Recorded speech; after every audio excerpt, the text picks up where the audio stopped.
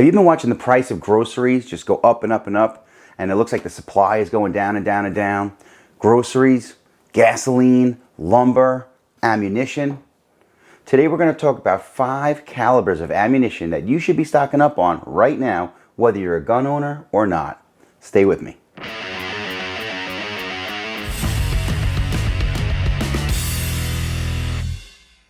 What's up, warriors? This is Kyoshi Dave Herman with 5 Elements Tactical Training, here to share with you some warrior skills and drills that anyone can learn and everyone should know. If you're new to the channel, welcome and thanks for stopping by. If you already follow us on social media and that's how you found your way over to this channel, go ahead and hit the subscribe button and the bell notification button and the little thing where it says all notifications, so YouTube will let you know when the next video drops, and you get all sorts of cool content from here as well. So when people ask, why, I'm not a gun person, I don't like guns, I don't want guns, why would I go buy ammunition and stock up on ammunition? Well, the first reason is currency. You could use it to buy, to trade, to sell, to barter. Again, buying ammunition right now, even though the prices are kind of high, they just keep going up. And that's when you could find it. So for somebody that doesn't have ammunition, they would surely give you a bunch of stuff to get some ammunition that they needed. Or down the road, if you decided well, I've got the ammunition, I would like to learn how to shoot. Maybe for sporting purposes, for hunting purposes, for home defense purposes, for whatever purposes.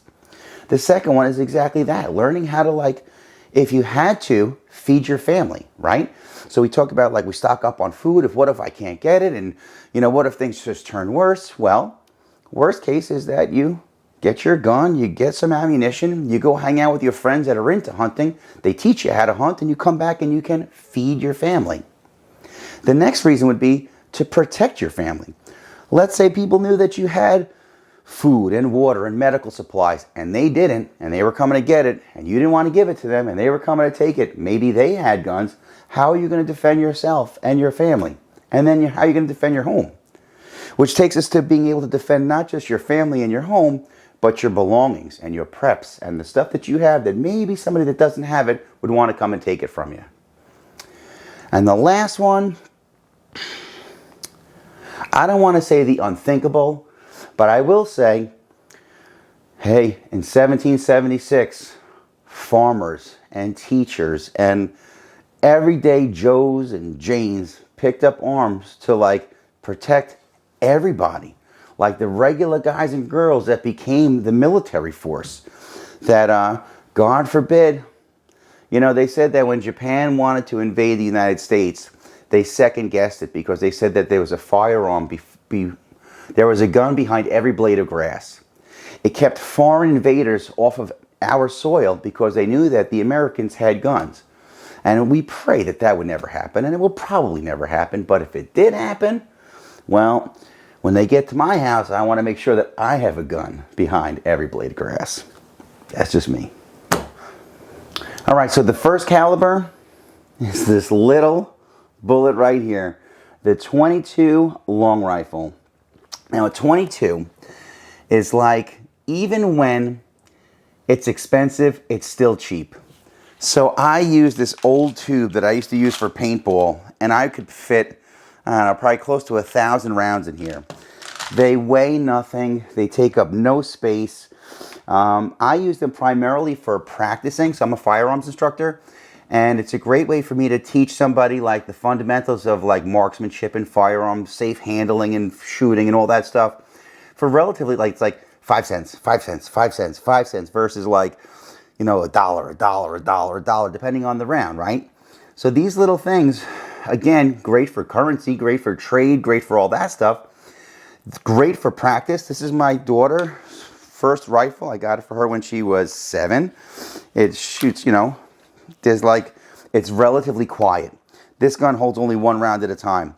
This is a Ruger 10/22 takedown. It's a semi-automatic, magazine-fed 22. It's relatively quiet.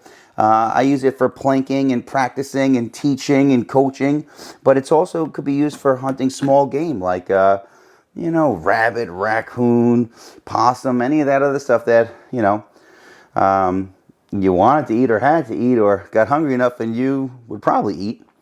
And then, I have it's an AR-15, but it's not an AR-15. It's a Smith & Wesson MP15. It's the same thing. It looks and feels and acts like a AR-15, but it shoots 22s. So it's great for, like, again, teaching people. They make pistols that shoot this caliber. Very commonly found. Very easy to find. Again, even when it's expensive, it's still cheap. It's relatively quiet. So even if you didn't have like a lot of acres, you could shoot it in your backyard if it's legal to do so and safe to do so, and you're following all proper firearm safety rules. But easy to use. Easy for teaching purposes, training purposes, practicing purposes, for teaching young ones. And, you know, when it comes to like home defense, is this the best thing? No, but I still wouldn't want to get shot with it, you know. I know guys that like love 22 pistol for shooting sports and stuff like that. If you're allowed to have like a suppressor or a silencer in your area, that's a lot of fun to, you know, go shoot some targets and stuff with something that makes like really no noise. It's pretty cool. It's pretty impressive. And again, it's a very common round that I buy it. This box is 500 rounds. This is American Eagle. It's made by Federal. I like their stuff.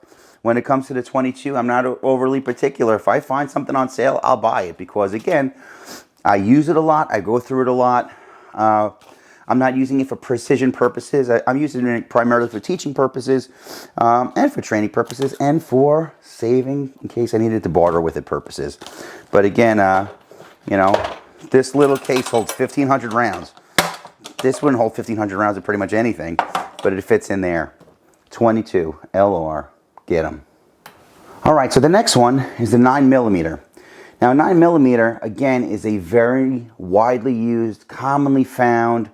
A lot of police agencies and military units use the 9mm. I would say that it's probably the most common pistol caliber out there. There's people that love 45 and 40 Smith & Wesson, but again, I know for my police job, we use 9mm. So all my guns that I use for work, 9mm. I carry a Glock 17 for work. Off duty, I carry a Glock 26. I like my new SIG P365 I've been carrying for a while. And, you know, 9mm feeds both of these. This pistol caliber rifle will take these rounds, right? It'll take a regular Glock magazine, even the smallest Glock magazine. So, for me, like, I like that I have a rifle that I could also use with pistol ammunition. I like that it's easy to find. You may not come across like the best ammunition out there, but if you're using it, like, again, if you're not a gun person and you're just getting it for trade, if somebody's willing to barter or trade because they need ammunition, they're not going to be picky about it. So I'm picky when it comes to like precision shooting, which we'll get to in a moment. For work, I have to carry certain ammunition. Off duty, I like to carry certain ammunition, but when I'm training, I'm not particular with what I'm shooting at the range. Pistol stuff is more for close range. So like, I wouldn't go hunting with this. I mean, I guess you could, but even for home defense and personal defense, it's not like it doesn't have the most stopping power out there. Again, I wouldn't want to get shot with it, but yet that's what we're supposed to carry for work. So, you know, it's good enough. Again, if you train with it and you practice with it and you learn how to put, you know, good rounds down range accurately and you could hit your target. There's not a whole lot of recoil when you're shooting. It's not going to make your hand jump all over the place. Especially if you shoot a rifle that takes pistol ammunition, you put it in there, it's very easy to shoot and very easy to control and very easy to get your rounds to go where you want them to. All right, so the next round is the 5.56 or the .223. Most commonly used with AR-15 and M4 platforms. There's a lot of other guns that shoot it as well, but it's most commonly used in the AR-15, the M4, when you see like SWAT teams and military and police that have patrol rifles in the back of their car, that's what they're using, that's what they're shooting. Again, it's like the most common caliber for sporting rifles, home defense rifles, not necessarily shotguns, which we'll get to in a moment. Also a great round for barter, for trade. If you buy it now and sell it in a year from now, it'll go up like you're buying friggin' Apple stock or something like that. You could hunt with it. It's, you know, accurate out to, I don't know, a few hundred yards, depending on the ability of the shooter. A very good shooter, 500 yards. And, you know, you could hunt small to medium-sized game with this. I'm sure people out there would say that they, you know, could take down some pretty large animals. But, you know, that's, again, that would have to really rely heavily on your skill. Whereas an average Joe with a good optic and whatnot could most certainly defend your home with it. But you could hunt with it as well. It's easy to come by, easy to find. It might be a little bit pricey, might be a little bit challenging to find right now, but again, if you were getting it for the purpose of bartering or trading, somebody that really needs it is not going to be overly picky, like, oh, well, you know, it's this you know, brand or that manufacturer, or that's going to gunk up my gun. They're going to be like, hey, give me whatever you got, like a junkie, you know? But I know, because I'm a gun junkie, man. But I tell my students that even if they're not AR-15 students or patrol rifle or carbine students, that it's a very good round, that if you find it on sale, grab it. It's, you know, because somebody will buy it off of you. All right, so the next round is .308 Winchester. Now, you can use these for a variety of guns. So for me, I'm pretty new to like the precision shooting game. Like, I like it. I'm into it. It's kind of like golf, just different, I suppose. But I know a lot of guys that use .308 for hunting rifles. I'm a police officer, and when I work with guys who you know, are snipers or counter snipers, they use .308 Winchester. I have friends that are into, like, you know, the M1 Garand and the M14, and that shot .308. I have other friends that are not AR-15 but AR-10 guys, shoots .308. So again, it's a very versatile round that goes into a lot of different guns that you could use for a lot of different purposes. Definitely use it for hunting, you know, medium, and again, depending on your level of skill and expertise. If you're using it for hunting purposes, the size of game that you could take down with a .308. Again, because there's so many different disciplines and types of rifles and platforms that use it, again, it's easier to find than a lot of the other calibers out there. A lot of guys will say that the 6.5 Creedmor, which is another very similar round that is growing in popularity in military special operations units, and some sniper teams are switching over to the 6.5 Creedmor. I know a lot of guys that love it. But again, to me, it's kind of like a newer round that is not as popular and not as many people are using it. So would I be able to find this like after it hit the fan, like when ammunition was super duper scarce? Am I more likely to come across .308 Winchester or 6.5 Creedmor? And again, if you're a 6.5 Creedmor guy, I'm not stomping on anybody, man. These are the ones that I went with, and that's why I went with it. But for me, for long range precision shooting purposes, again, hunting purposes, and just overall, like, it crosses a lot of different types of platforms, and in my mind, I think it'd be a little bit easier for barter trade, and again, to find it when you can't find anything. .308 Winchester. All right, and last but most certainly not least, Old Faithful, the 12 gauge shotgun shell. Now, when it comes to shotguns, they are just super duper versatile.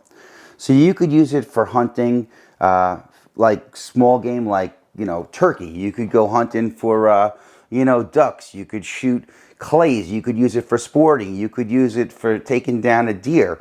You could use it for home defense. You could use it to breach a door. There's so many different types of rounds. So for those of you that don't know, you pull the trigger, the firing pin hits the primer sets off the gunpowder, and it launches the projectile. Now the projectile that's in here comes in like so many different varieties. You have like birdshot, which is like shooting like gravel or little, like almost like sand or coarse salt at something. Then you have like bigger things like birdshot, which shoots like you know, really small, maybe like really like small peas, you know, like tiny, like BBs, right? And then it works its way up to like buckshot, which is shooting like 8 or 9 little balls. And then there's what's called a slug, which shoots basically a 1 inch ball bearing in a straight line, and then there's rubber rounds and non-lethal stuff.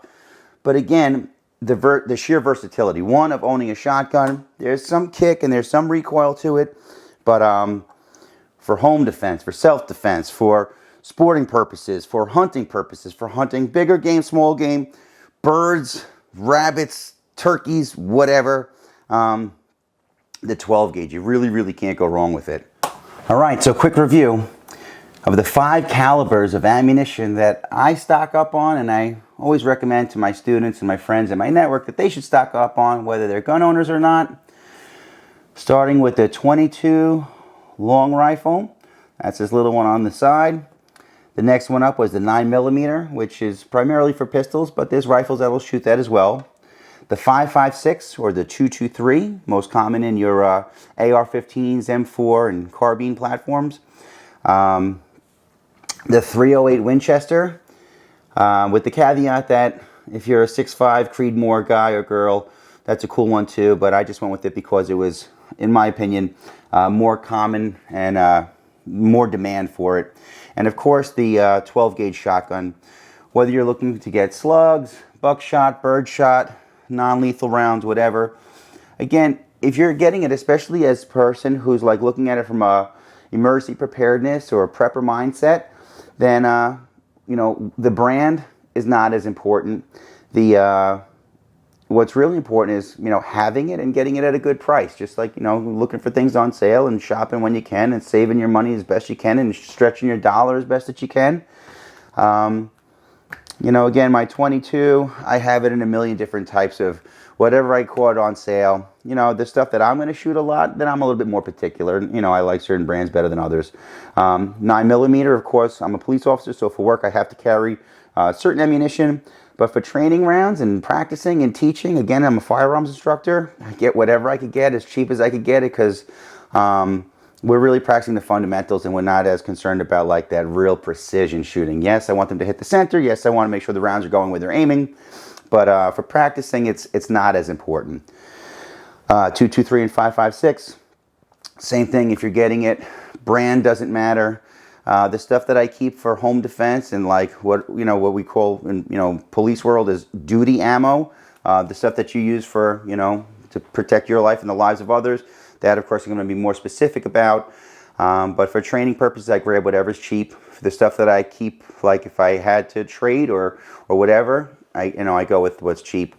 308, I am very specific about what I want to use for accuracy because we're doing precision shooting at much longer ranges. But if I come across something on sale, I would use that for practicing. Or if I was going to trade it or barter it or whatever, then I would use that stuff. But I would keep the good stuff for, when it counts. Same thing goes for your 12 gauge. Hey, if you have a certain caliber of ammunition that you like a lot, or you think I'm missing something in my plan or my game, or I'm all ears, man. I have a lot of other calibers and for guns that I don't have, or I have some guns that I only have a little bit of ammunition for. But I have some like pretty healthy stocks of some other calibers that I don't own guns, or I don't own guns anymore in that caliber. But I have the ammunition because I know it's also in demand. And there's there could come a time that it would be a good thing to have, again, for that barter or for trade. But for me, these are the 5 that I go to. But again, I love the channel that we all help each other. You guys, always come in with some really great information that helps me, helps each other, helps the other subscribers, helps all the viewers. So again, a lot of you guys are really knowledgeable out there, and I'm still learning too. So if you got anything to contribute, put it down in the comment section below and get that conversation going. All right? Well, if you made it this far and you like what I'm teaching or preaching, go ahead and give me a thumbs up and like this video. If you're loving it, go ahead and hit that subscribe button. And if you gotta have it, make sure you hit the bell notification button and the little thing where it says all notifications, so YouTube will let you know when the next video drops. If you're really digging it and you want more, you can find me on all social media platforms at 5 Elements Tactical. That's all I got for now, warriors. So until our paths cross again, pray for the best, prepare for the rest. I'm Kyoshi Dave Herman with 5 Elements Tactical Training. Thanks for watching.